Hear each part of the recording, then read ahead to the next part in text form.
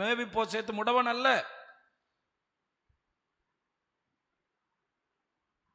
இப்ப அவனை தூக்கி கீழே போட்டாங்க. ஆனா ராஜா அவனை கூட்டிட்டு வர சொல்லும் போது அவனுக்கு சீபான் ஒரு வேலைக்காரன் இருந்தா அவன் கொண்டு வந்து விட்டுட்டான். முதல்ல அவன் ராஜாவை பார்த்து என்ன செய்யறார், இது ரொம்ப ஆச்சரியமா இருக்கு.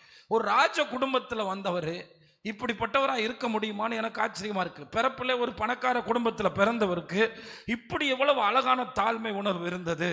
இன்னொன்று, இயல்பாகவே சவுலுடைய குடும்பங்கள் எல்லாம் சொல்லி வளர்க்கப்பட்டிருப்பாங்க, நமக்கு தாவீது எதிரி குடும்பம்னு. ஆனால் இவனுக்கும் இவனுடைய அப்பாவுக்கும் தாவீதுக்கும் இருந்த உறவு முதற்கொண்டு இவன் தெரிந்து வைத்திருக்கிறான். இவங்க அப்பாவுக்கும் தாவீதுக்கும் இருந்த தொடர்பு இவனுக்கு தெரிந்து வைக்கப்பட்டிருக்கிறது. அது நிமித்தம் தான் தாவீதை பார்த்த மாத்திரத்தில் சாதாரண வணக்கம் இல்லை, முகங்குப்புற விழுந்து வணங்குறான்.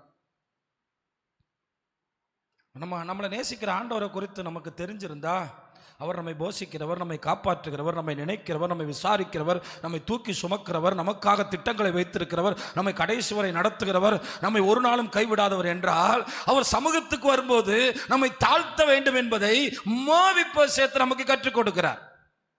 அவர் என்னாலும் நம்மை கைவிட மாட்டார், அவர் நம்மை குறித்து எப்பொழுதும் நினைக்கிறார் என்ற உணர்வு ஒருவனுக்கு வரும்போது ஆண்டவர் சமூகத்திலே நாம் நம்மை தாழ்த்த ஆரம்பிக்கிறோம். இத்தனைக்கும் சொல்லிக் கொடுப்பதற்கு தகப்பன் கூட உயிரோடு இல்லை, ஆனால் அவனுக்கு சொல்லிக் கொடுக்கப்பட்டிருக்கிறது. தாவீதுக்கு உங்க அப்பாவுக்கு இடையில ஒரு பெரிய தொடர்பு இருந்திருக்குப்பா அப்படின்னு எப்படியோ தெரிந்திருக்கிறான். நிறைய பேர் சொல்லுவாங்க, ஆண்டவர் எனக்கு என்ன செய்வார்னு எனக்கு தெரியாதே, ஆண்டவர் என்ன யோசிக்கிறாருன்னு எனக்கு தெரியாதே, ஆண்டவர் என் மேலே எவ்வளோ அன்பு வச்சிருக்காருன்னு எனக்கு தெரியாதே. ஆனால் இதை தெரிந்து வைத்தது நிமித்தம் முகங்குப்புற விழுந்து வணங்குகிறான். இதுதான் தாவீதை அவன் முதலாக பார்த்த தருணம். இன்னும் தாவீதால் அவன் ஒரு நன்மையும் பெறவில்லை.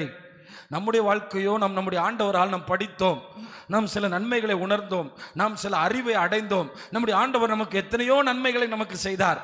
இன்னும் நம்மை சுற்றி இருக்கிற அநேகருக்கு கிடைக்காத அநேக அனுகூலங்கள் நமக்கு கிடைத்தது. ஆனால் நாம் இப்படி ஆண்டவருக்கு முன்னாக தாழ்த்துகிறோமா? ஆண்டவர் சமூகத்தில் நாம் தாழ்த்துகிறோமா? ஆண்டவர் பிரசன்னத்தில் நம்மை தாழ்த்துகிறோமா? ஒரு நன்மை கூட தாவீதினிடத்திலிருந்து இன்னும் வராத மேவி போசேத் ஆண்டவருடைய பிரசன்னத்தில் நீங்கள் சத்தமாக ஆராதிக்கிறீங்க, நீங்கள் நல்லா ஆராதிக்கிறீங்க, இதெல்லாம் நல்லது.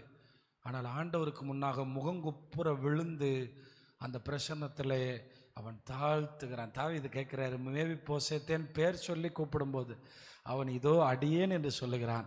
இரண்டாவது அடுத்த வசனத்தில் நீங்கள் பார்த்தீர்கள் என்றால் தாவீது அவனை பார்த்து நீ பயப்படாதே. அப்போ என்ன கேட்குற தேவனுடைய பிள்ளைகளே, ஆண்டவருடைய சமூகத்தில் தாழ்த்தும் போது ஆண்டவர் நம்முடைய எல்லாவற்றையும் அவர் பார்க்கிறார். நம்முடைய ஆகாரமாகட்டும், நம்முடைய உடையாகட்டும், நம்முடைய எதிர்காலமாகட்டும், நமக்கான எல்லாவற்றையும் அவர் அங்கே பார்க்கிறார். அவர் சொல்லுகிறார், என்னுடைய மேஜையில் நீ என்னோடு கூட அப்பம் புசிப்பாய்.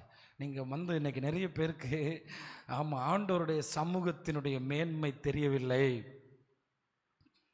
ஆண்டவருடைய அன்பு புரியவில்லை, ஆண்டவர் நம்மேல் வைத்திருக்கிற திட்டங்கள் புரியவில்லை, ஆண்டவர் நம்மேல் வைத்திருக்கிற நோக்கங்கள் புரியவில்லை. கொஞ்சம் ஆண்டவரோடு உற்று நோக்கினால் உங்களுக்கு புரிய ஆரம்பிக்கும், ஆண்டவர் இவ்வளவு அன்பு என் மேலே வச்சிருக்காரா. கொஞ்சம் ஆண்டவரோடு பழகி பார்த்தால் ஆண்டவர் என்னை குறித்து இவ்வளவு கரிசனை வைத்திருக்கிறாரா, இது புரியும். ஆனால் ஆண்டவரிடத்தில் எந்த அனுகூலத்தையும் பெறாத, இப்ப தாவீதினிடத்தில் எந்த அனுகூலத்தையும் பெறாத இவன் தாழ்த்தி விட்டான், தலைகுப்புற விழுந்து விட்டான், முகங்குப்புற விழுந்து விட்டான். விழுந்து அப்படியே எழும்பும்போது சொல்றாரு, நீ உனக்கு நான் நிச்சயமா தயவு செய்வேன்.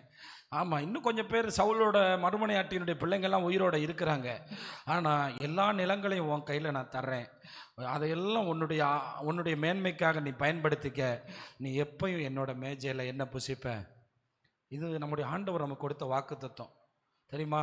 மத்தேயு 6 நமக்கு சொல்லியிருக்காரு, உங்களுக்கு வேண்டியவைகளை மட்டுமல்ல, நீ என்ன சாப்பிடணும்னு கவலைப்படாத, நீ என்ன உடுத்தணும்னு கவலைப்படாத, நீ எதை பற்றியும் கவலைப்படாத, இதெல்லாம் பரலோகத்தில் உனக்காக நான் எல்லாம் பார்த்துக்கிறேன்.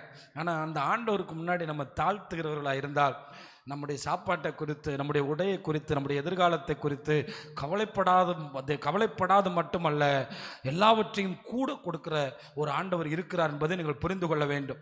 நீங்கள் ஆண்டவருடைய சமூகத்தில் உங்களை தாழ்த்துவதற்கு உங்கள் இருதயத்திலிருந்து ஒப்புக் கொடுக்க வேண்டும். ஆண்டவர் அதை பார்த்து கொண்டே இருப்பார். நீ என்னை தாழ்த்துன்னு சொல்ல மாட்டார். நம்ம அதை அறிந்து கொண்டு நாம் அவருக்கு முன்னாடி, ஆண்டவர் எல்லாம் நீங்கள் தான் எனக்கு தர்றீங்க, என்னை அருமையாக நடத்துறது நீங்கள் தான் அப்படிங்கிறத நம்ம புரிஞ்சுக்கிற வேண்டியது